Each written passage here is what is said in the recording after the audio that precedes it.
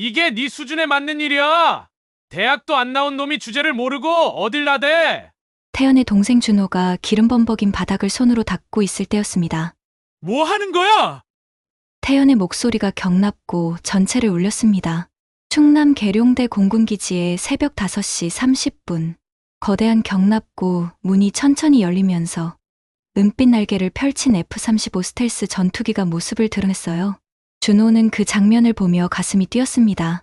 20살의 그는 오늘이 공군 제20 전투비행단 정비부대 첫 출근일이었거든요. 와, 정말 대단하네. 준호가 작은 목소리로 감탄했을 때 누군가가 뒤에서 말을 걸었어요. 처음 보는 거야? 돌아보니 20대 후반 정도로 보이는 분대장이 서 있었습니다. 키가 크고 반듯한 인상이었지만 어딘지 날카로운 느낌이 들었어요. 네. 분대장님, 이준호 일병입니다. 준호가 차렷 자세로 인사하자 분대장이 그를 위아래로 훑어봤어요. 강민수 분대장이야. 너 몇 살이지? 20살입니다. 대학은? 그 질문에 준호의 표정이 살짝 어두워졌어요. 고등학교 졸업하고 바로 입대했습니다. 민수의 눈빛이 미묘하게 변했습니다. 뭔가 안도하는 것 같으면서도 약간 무시하는 듯한 표정이었어요. 아, 그래? 그럼 이론적인 건 잘 모르겠네. 준호는 고개를 숙였어요. 이런 반응에는 이미 익숙했거든요. 열심히 배우겠습니다. 민수는 준호를 데리고 경납고 안으로 들어갔어요. 이게 F-35A야. 세계에서 가장 첨단인 스텔스 전투기지. 엔진만 해도 43,000파운드의 추력을 내거든. 민수의 목소리에는 자부심이 묻어났어요. 마치 자신이 이 전투기를 만든 것처럼 말이에요. 정비하려면 복잡한 항공역학 이론부터 전자공학까지 다 알아야 해. 대학에서 배우는 수준의 지식이 필요하다고. 준호는 조용히 듣고 있었어요. 하지만 그의 눈은 전투기의 세부 구조를 열심히 관찰하고 있었습니다. 준호야, 너는 일단 간단한 청소부터 시작해.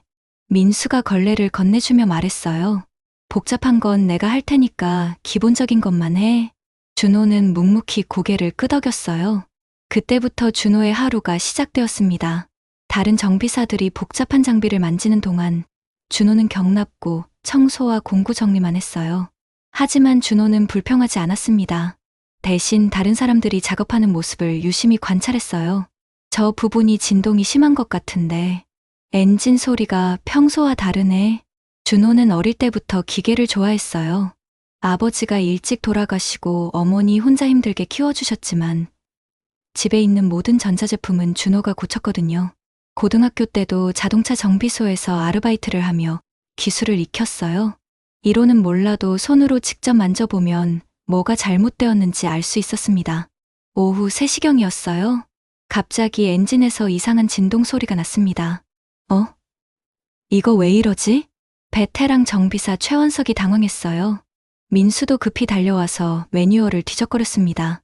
이론상으로는 문제가 없는데 15분이 지나도 원인을 찾지 못했어요.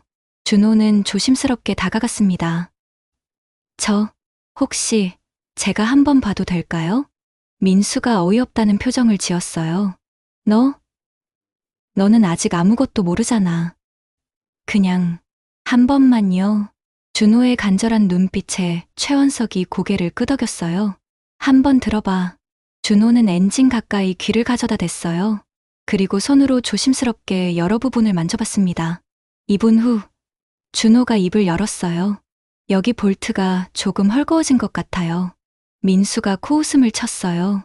볼트가 헐거우면 매뉴얼에 나와 있을 텐데. 하지만 최원석이 준호가 가리킨 부분을 확인해 봤어요. 정말이네. 이 볼트가 미세하게 풀려 있어. 볼트를 조이자 진동이 즉시 멈췄습니다.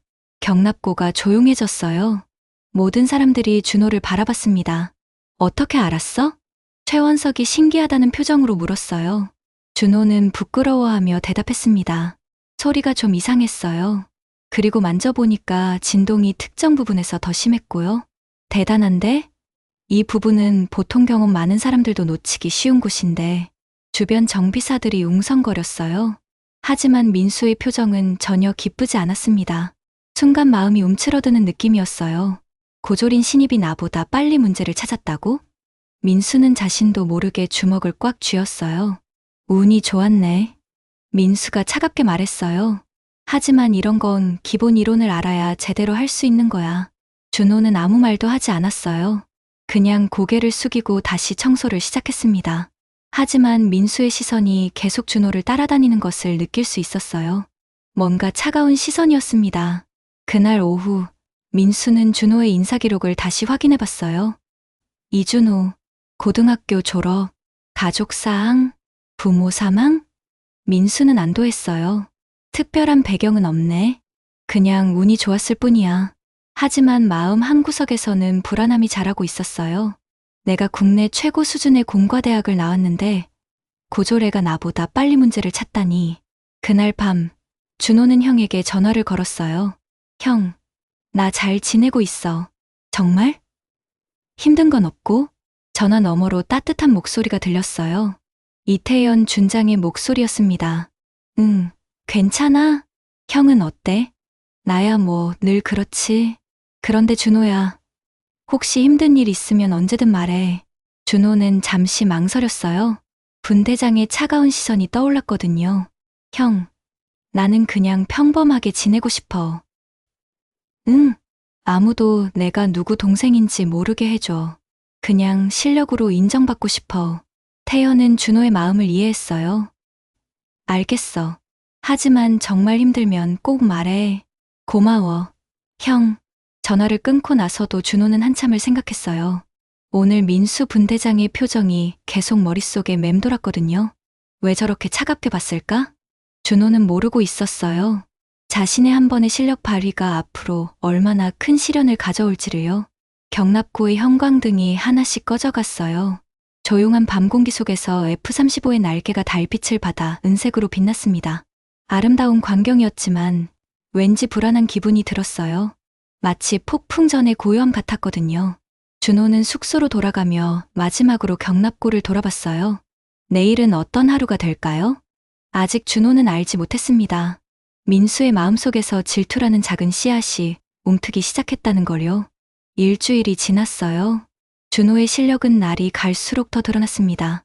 복잡한 전자 시스템의 오류를 찾아내는 것도, 미세한 엔진 소음의 차이를 구별하는 것도 척척 해냈어요. 하지만 민수의 시선은 점점 더 차가워졌습니다. 이준호, 그날 아침 민수가 준호를 불렀어요.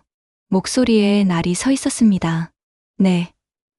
분대장님, 너 고졸이지? 갑작스러운 질문에 준호가 당황했어요. 네, 그렇습니다. 그럼 항공역학이나 여력학 같은 기본 이론은 모르겠네?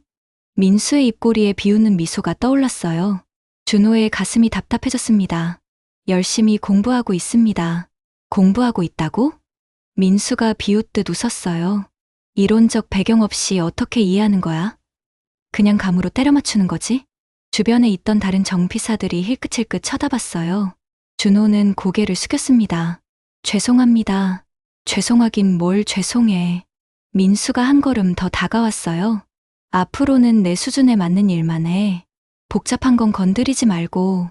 그날부터 준호의 일상이 바뀌었어요. 다른 정피사들이 중요한 부품을 다룰 때 준호는 한쪽에서 청소만 했습니다. 준호야, 이거 좀 도와줄래? 동기 김상훈이 조심스럽게 말을 걸었을 때였어요. 야, 민수의 날카로운 목소리가 경납고에 울렸습니다. 누가 준호한테 일 시키래? 걔는 아직 기본기도 안 되어 있어. 상훈의 얼굴이 빨갛게 달아올랐어요. 분대장님, 그냥 간단한 건데요. 간단한 것도 이론을 알아야 제대로 할 수 있어. 민수가 준호를 째려봤어요. 대학도 안 나온 놈이 뭘 안다고. 그 순간 준호의 안에서 뭔가가 툭 하고 끊어졌어요. 하지만 아무 말도 할 수 없었습니다. 계급이 다르고 경험도 부족한 자신이 뭘 할 수 있겠어요? 점심시간이었어요. 준호는 구석진 자리에 혼자 앉아 밥을 먹고 있었습니다. 야, 준호야. 박재민이 다가와서 말을 걸었어요. 너 진짜 대학 안 나왔어? 응. 왜? 그런데 어떻게 그렇게 잘해? 신기하네.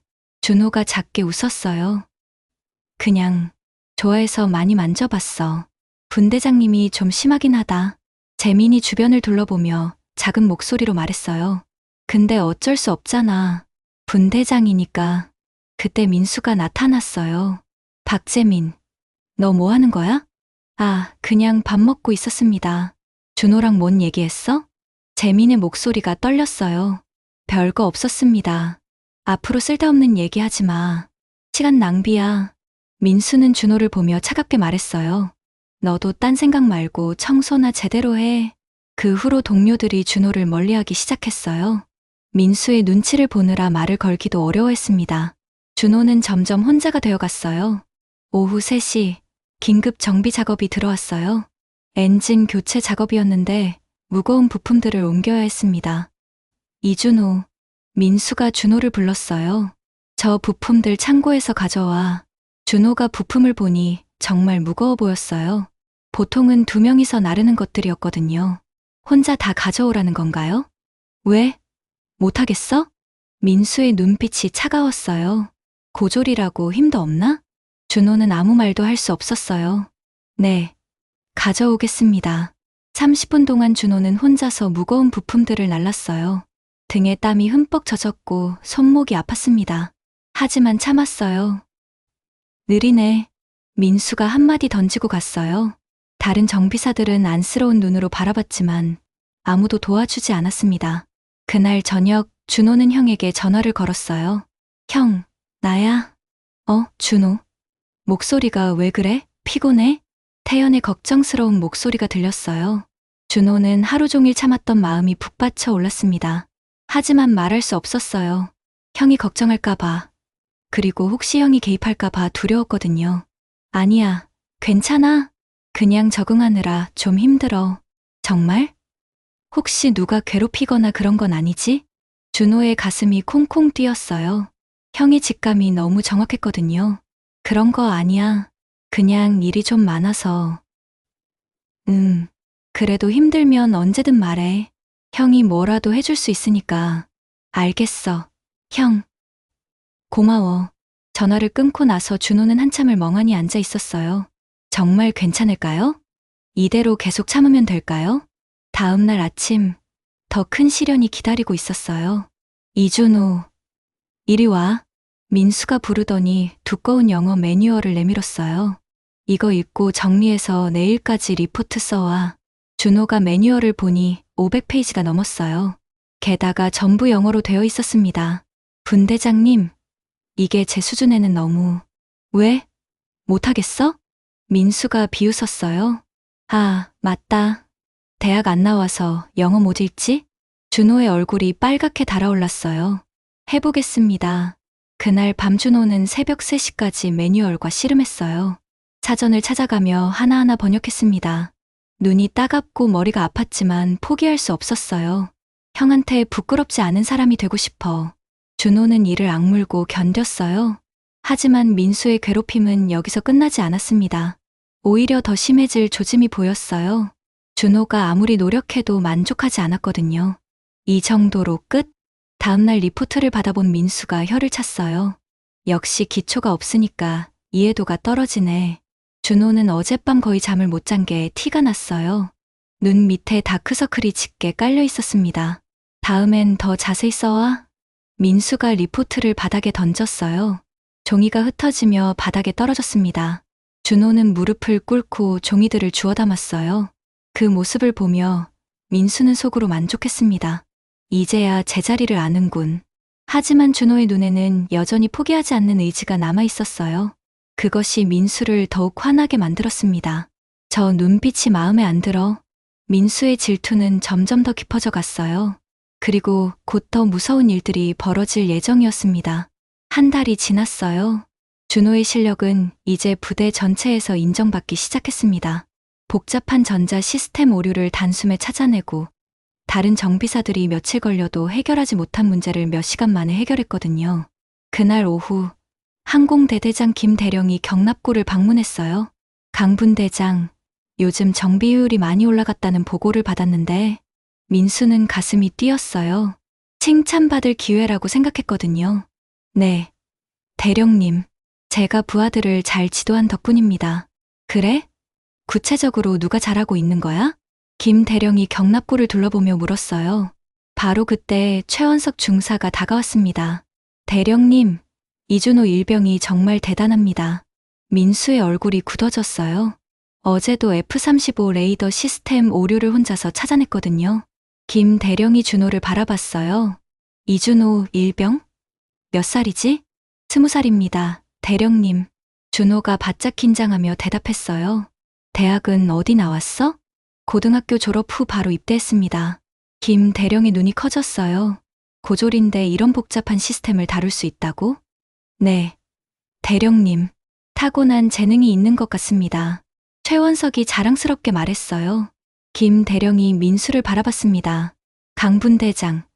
이런 인재를 어떻게 키웠어? 정말 대단하네.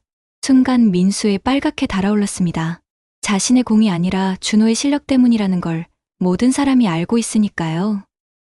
그냥 열심히 지도했을 뿐입니다. 민수의 목소리가 떨렸어요. 김 대령이 자리를 떠난 후 경납고는 조용해졌습니다. 민수는 주먹을 꽉 쥐고 있었어요. 내가 국내 최고 수준의 공과대학을 나왔는데 고졸놈 때문에 이런 취급을 받다니. 그날 저녁 민수의 분노가 폭발했어요. 이준호! 민수의 목소리가 경납고 전체를 울렸습니다. 준호는 서둘러 달려왔어요. 네. 분대장님, 너 오늘 대령님 앞에서 좋은 소리 많이 들었지? 민수의 눈빛이 위험했어요. 저는 그냥이야? 민수가 한 걸음씩 다가왔어요. 네가 아무리 잘해도 고졸은 고졸이야. 준호의 가슴이 철렁 내려앉았어요. 분대장님? 닥쳐. 민수가 바닥을 가리켰어요. 저기 기름때 보여? 깨끗하게 닦아. 준호가 걸레를 들으려 하자 민수가 막았습니다. 걸레 말고. 네? 손으로 닦아. 경납고에 있던 다른 정비사들이 모두 돌아봤어요. 김상훈과 박재민의 얼굴이 창백해졌습니다. 분대장님, 그건 너무. 누가 끼어들래? 민수의 날카로운 시선에 상훈이 입을 다물었어요. 준호는 천천히 무릎을 꿇었습니다. 형한테 피해주면 안 돼. 참자. 조금만 더 참자. 준호의 손이 바닥에 닿았어요. 끈적한 기름때가 손에 묻었습니다. 더 깨끗하게. 민수가 내려다보며 말했어요. 대학도 안 나온 놈이 주제도 모르고 활개치더니 준호의 눈에서 눈물이 떨어졌어요. 하지만 소리내지 않았습니다. 그 모습을 본 상훈의 주먹이 떨렸어요. 이건 너무해. 정말 너무해. 30분이 지나서야 민수가 만족했어요. 이제야 제자리를 아는군. 준호는 그 자리에 무릎을 꿇은 채로 한참을 있었습니다. 다른 사람들은 모두 자리를 떠났고 경납고에는 준호 혼자만 남았어요. 왜 이렇게 힘들까? 준호는 더러워진 손을 보며 생각했어요. 내가 뭘 잘못했지? 한편 태연은 계속 불안했어요. 준호가 한 달째 휴가도 안 나오고 전화도 점점 뜸해졌거든요. 준호가 왜 이러지? 태연은 동생의 목소리에서 이상한 점을 느꼈어요. 예전보다 훨씬 조심스럽고 힘이 없었거든요. 뭔가 잘못되고 있어. 태연은 은밀히 부대 상황을 파악하기로 했어요. 그날 밤 상훈은 잠들지 못했어요. 준호가 무릎을 꿇고 바닥을 닦던 모습이 계속 떠올랐거든요. 이대로 둘 수는 없어. 상훈은 결심을 굳혔어요. 다음 날 새벽 상훈은 몰래 부대를 빠져나갔습니다. 가까운 우체국에서 편지를 썼어요. 이태연 준장님께 이준호 일병이 위험합니다. 손이 떨렸지만 멈출 수 없었어요. 강민수 분대장이 한격 차별과 가혹행위를 하고 있습니다. 상훈은 자세한 상황을 모두 적었어요. 제발 도와주세요. 편지를 붙이고 나서도 상훈은 불안했어요. 이렇게 하는 게 맞나? 하지만 달리 방법이 없어. 그 무렵 민수는 술집에 있었어요. 혼자 소주를 마시며 중얼거렸습니다. 내가 뭐가 부족하다고. 고졸놈이 나보다 인정받는다고? 민수의 얼굴이 빨갛게 달아올랐어요. 국내 최고 수준의 공과대학을 나왔는데 말이 되냐? 분노와 술이 섞이면서 민수의 이성이 흐려졌어요. 내일은 더 확실하게 가르쳐 줘야겠어. 민수는 비틀거리며 일어났어요. 위험한 계획이 그의 머릿속에서 자라고 있었습니다. 폭풍이 몰려오고 있었어요. 아직 아무도 모르는 사이의 말이에요. 다음 날 오전 10시 태연의 집무실에 편지 한 통이 도착했어요. 준장님, 익명 편지가 왔습니다. 참모가 편지를 건네주자 태연은 별 생각 없이 봉투를 뜯었어요. 하지만 첫 줄을 읽는 순간 그의 얼굴이 창백해졌습니다. 이준호 일병이 위험합니다. 태연의 손이 떨렸어요. 강민수 분대장이 한격 차별과 가혹행위를 하고 있습니다. 매일 무릎을 꿇게 하고 모욕을 주고 있어요. 제발 도와주세요. 편지를 다 읽은 태연의 가슴이 철렁 내려앉았어요. 차, 지금 당장 차를 준비해. 준장님, 어디로 가시는 건가요? 계룡대 20전 투비행단. 최고 속력으로 태연의 목소리가 떨리고 있었어요. 30분 후 태연은 계룡대에 도착했습니다. 평소와 달리 공식 방문 신고도 하지 않고 곧바로 경납고로 향했어요. 준호야, 괜찮아야 해. 태연이 경납고에 도착했을 때 충격적인 광경이 펼쳐졌어요. 준호가 무릎을 꿇고 바닥에 엎드려 있었거든요. 민수가 그 위에서 내려다보며 말하고 있었습니다. 이게 내 수준에 맞는 일이야. 대학도 안 나온 놈이 주제를 모르고. 태연의 안에서 뭔가가 터져 나왔어요. 뭐 하는 거야? 태연의 목소리가 경납고 전체를 울렸습니다. 모든 사람들이 깜짝 놀라 돌아봤어요. 민수의 얼굴이 하얗게 질렸습니다. 준장님? 준호도 고개를 들었어요. 형의 모습을 본 순간 눈에서 눈물이 쏟아졌습니다. 형, 태연은 급히 달려가서 준호를 일으켜 세웠어요. 괜찮아? 다친 데는 없어? 준호의 손이 기름때로 더러워져 있었고 무릎에는 바닥에 따른 자국이 있었어요. 태연의 분노가 치밀어 올랐습니다. 강민수 분대장. 민수가 차렷 자세를 취했지만 다리가 떨리고 있었어요. 예, 준장님? 지금 뭘 하고 있던 거야? 그냥 교육 차원에서. 교육? 태연의 눈빛이 차갑게 변했어요. 부하를 무릎 꿇게 하고 모욕하는 게 교육이야? 민수는 아무 말도 하지 못했어요. 태연은 준호의 손을 잡고 경납고 밖으로 나갔습니다. 안전한 곳에서 둘만 남았을 때 태연이 말했어요. 준호야, 형한테 솔직히 말해봐. 얼마나 오래 이런 일이 있었어? 준호는 고개를 숙이고 있었어요. 형, 제발 아무것도 하지 마세요. 뭐라고?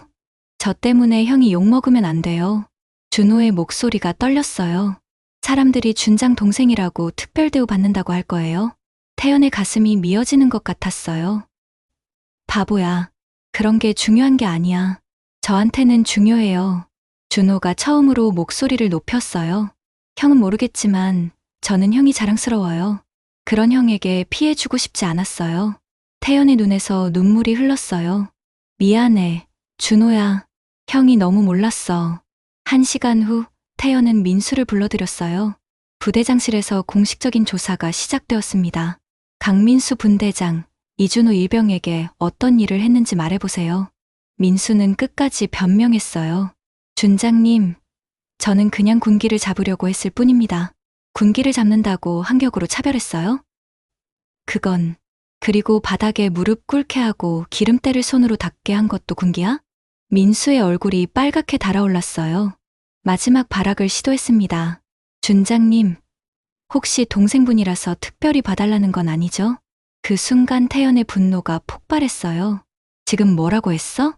동생분도 다른 병사들과 똑같이 대우받아야 하는 거 아닙니까? 맞아. 똑같이 대우받아야 해. 태연이 차갑게 말했어요. 하지만 학력으로 차별받고 인격적 모독을 당해서는 안 되지. 그때 김상훈이 조심스럽게 들어왔어요. 준장님, 저도 증언하고 싶습니다. 누구야? 김상훈 일병입니다. 편지 쓴 사람입니다. 태연이 고개를 끄덕였어요. 말해봐. 강민수 분대장이 준호를 괴롭힌 걸 다 봤어요.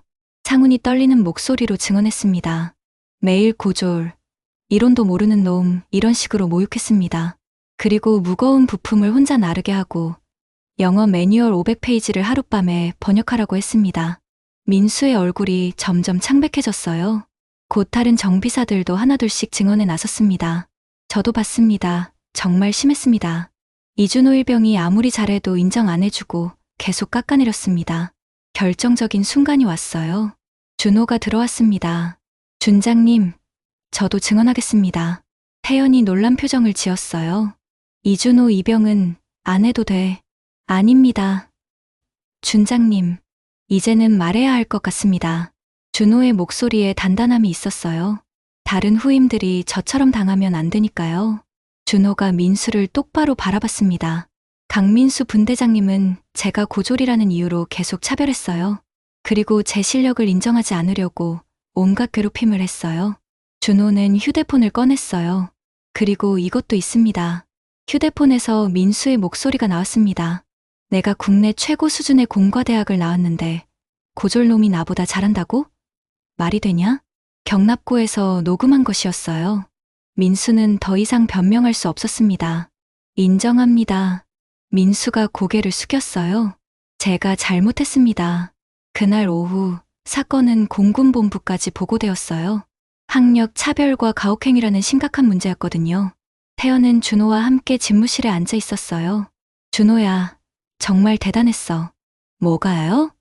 네가 이렇게 용감할 줄 몰랐어. 준호가 미소를 지었어요. 형한테 배웠어요. 옳은 일을 해야 한다고. 그래도 형은 미안해. 더 일찍 알아차렸어야 했는데. 괜찮아요. 형, 이제 끝났으니까. 하지만 태연은 알고 있었어요. 이제 시작이라는 걸요. 진짜 변화는 앞으로 만들어가야 한다는 걸요.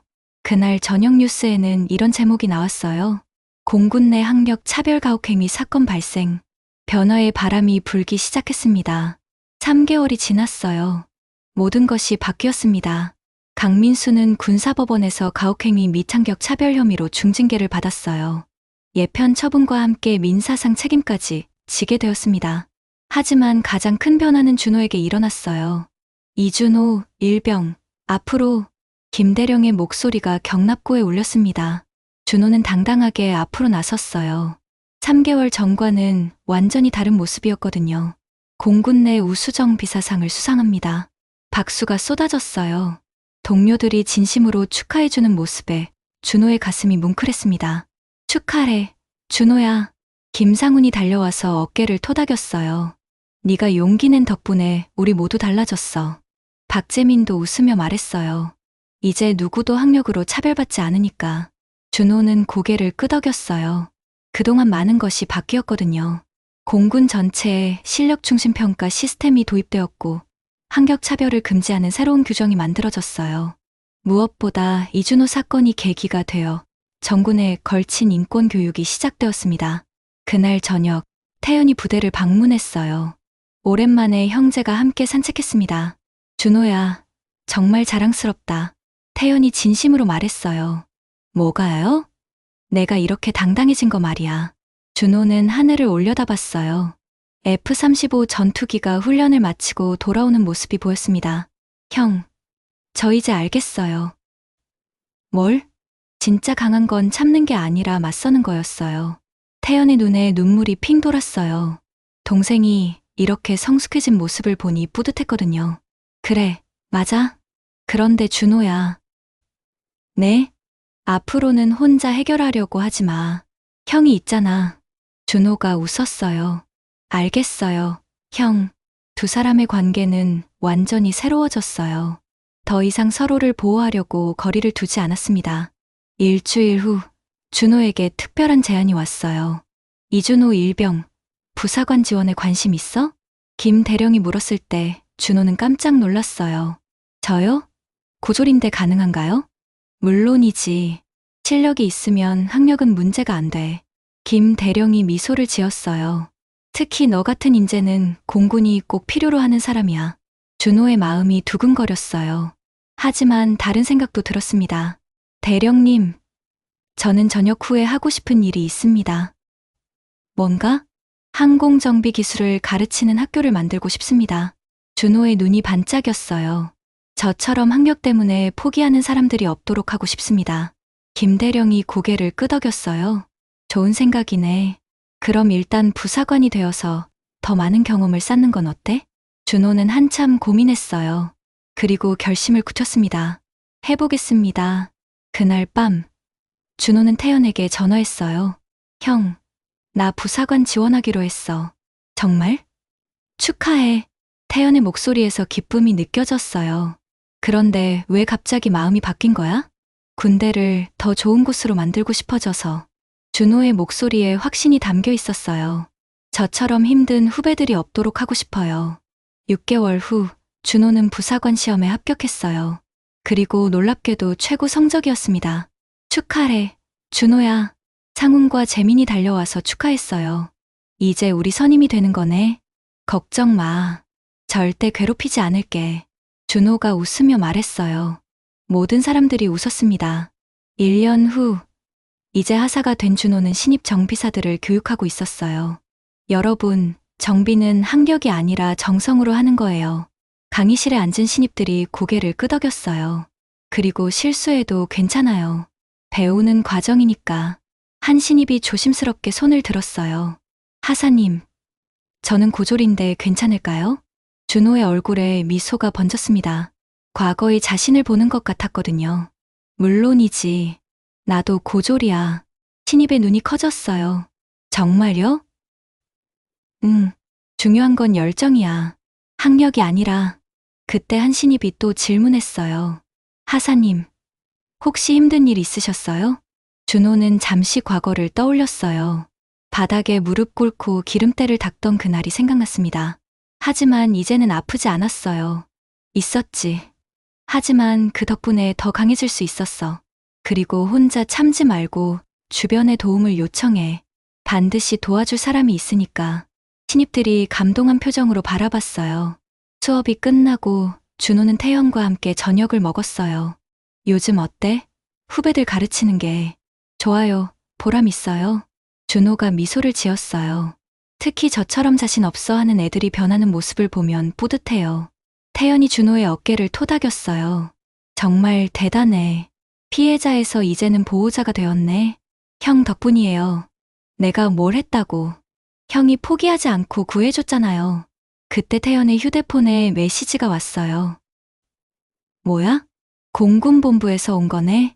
이준호 멘토링 프로그램을 정군으로 확대한다는 내용이야. 준호의 눈이 반짝였어요. 정말요? 응. 내 이름을 딴 프로그램이야. 준호는 부끄러워했어요. 왜 제 이름을 붙여요? 내가 시작한 변화니까. 그날 밤, 준호는 창밖을 바라보며 생각했어요.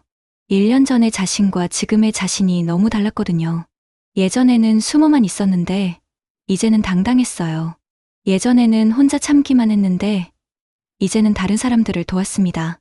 준호는 책상에서 일기를 꺼냈어요. 마지막 페이지에 이렇게 썼습니다. 오늘도 후배들을 가르쳤다. 힘들어하는 아이들을 보면 과거의 내가 생각난다. 하지만 이제는 도와줄 수 있어서 기쁘다. 형이 나를 구해준 것처럼 이제는 내가 다른 사람들을 구하고 싶다. 준호가 펜을 놓고 하늘을 올려다봤어요. 별이 반짝이고 있었습니다. 아름다운 밤이었어요. 그리고 내일은 더 아름다운 하루가 될 것 같았습니다. F-35 전투기가 경납고에서 조용히 쉬고 있었어요. 마치 준호의 평온한 마음처럼 말이에요. 모든 것이 제자리를 찾았습니다. 그리고 새로운 꿈을 향해 날아갈 준비가 되어 있었어요. 오늘의 이야기는 단순한 군대 이야기가 아닌 우리 모두가 살아가면서 마주할 수 있는 차별과 부당함, 그리고 그것을 이겨내는 용기에 관한 이야기입니다. 준호가 마지막에 하늘을 올려다보며 느꼈던 평안함처럼 모든 시련에는 끝이 있고 그 끝에는 더 나은 내일이 기다리고 있습니다. 인생의 가장 큰 보람은 어려움을 이겨낸 후 다른 사람을 도울 수 있게 되는 것입니다. 우리가 겪은 아픔이 누군가에게는 소중한 가르침이 됩니다. 세상은 준호와 태연 같은 따뜻한 마음을 가진 분들로 인해 조금씩 더 나아지고 있습니다. 여러분도 그 변화의 일부가 되어주세요. 구독으로 응원해주시면 큰 힘이 됩니다. 더 많은 감동적인 이야기들을 정성껏 준비해서 전해드리겠습니다. 감사합니다.